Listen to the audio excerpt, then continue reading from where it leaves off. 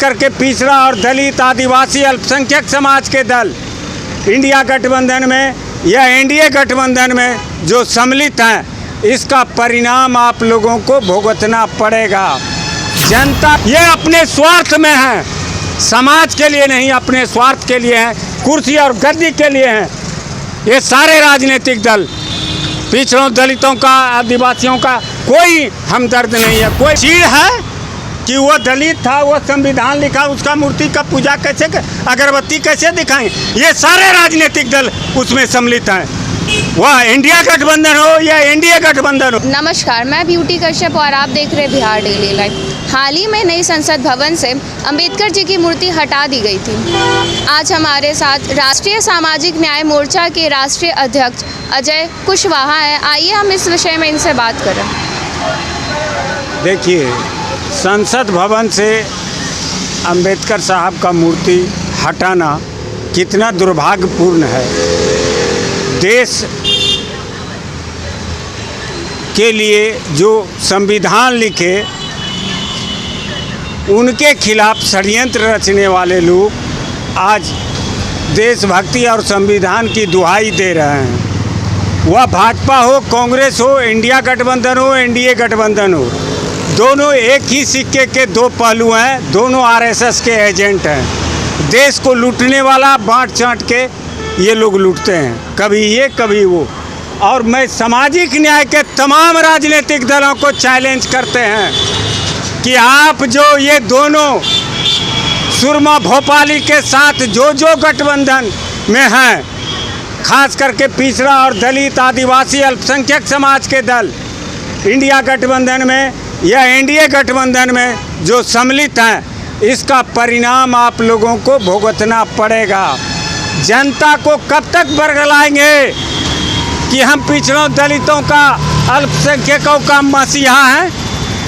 कब तक 65% आरक्षण दिया गया, उसको हाई कोर्ट से खारिज करवाया, किसने करवाया? भाजपा ने करवाया। क्यों कांग्रेस चुप है? राहुल गांधी क्यों चुप है?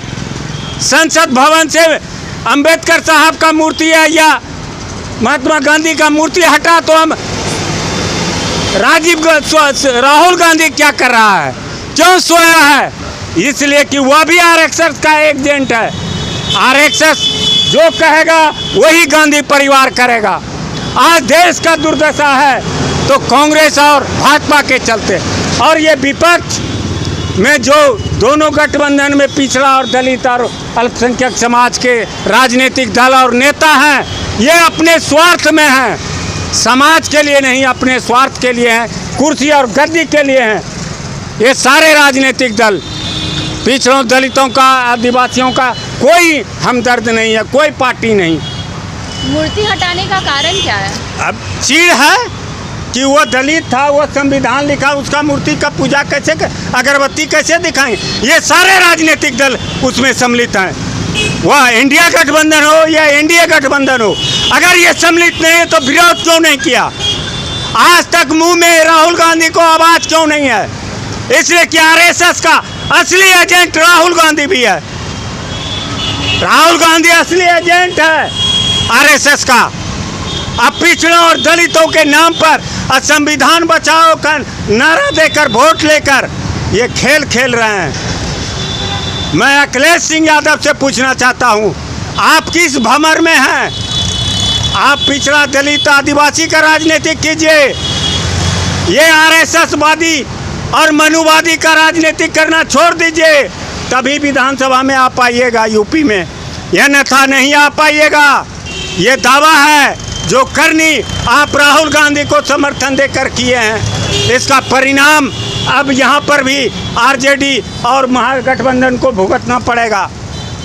ये आरएसएस का पक्का समर्थक है कांग्रेस और भाजपा।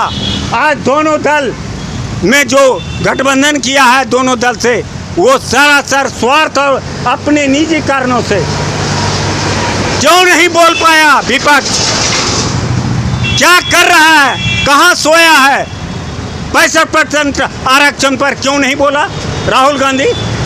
आज बिड़ला को लेकर कुर्सी तक गए। इससे साफ जाहिर है कि आप बिरला का समर्थक नहीं, आप मोहन भागवत का समर्थक हैं। बिरला ने नाजायज ढंग से 2019 में 54 IAS IPS हुआ, यही आपके प्रधानमंत्री के नेतृत्व में।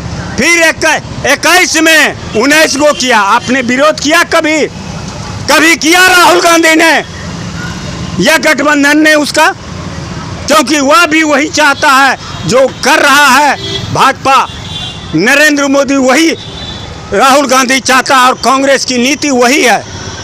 ये छिप कर वार करता है, वो डायरेक्ट बोलता है। दोनों में अंतर यही है, लेकिन दोनों वही है, दोनों का दोनों एक है। इसलिए जनता समझे ये महागठबंधन है, इंडिया कुछ नहीं। अब लड़ाई फिर बिहार से ही होगा और असली लड़ाई होगा और बिहार दिखाएगा कि ये दोनों गठबंधन को कैसा सीख मिलता है। ये Hey there. Subscribe to my channel. And also press this bell icon.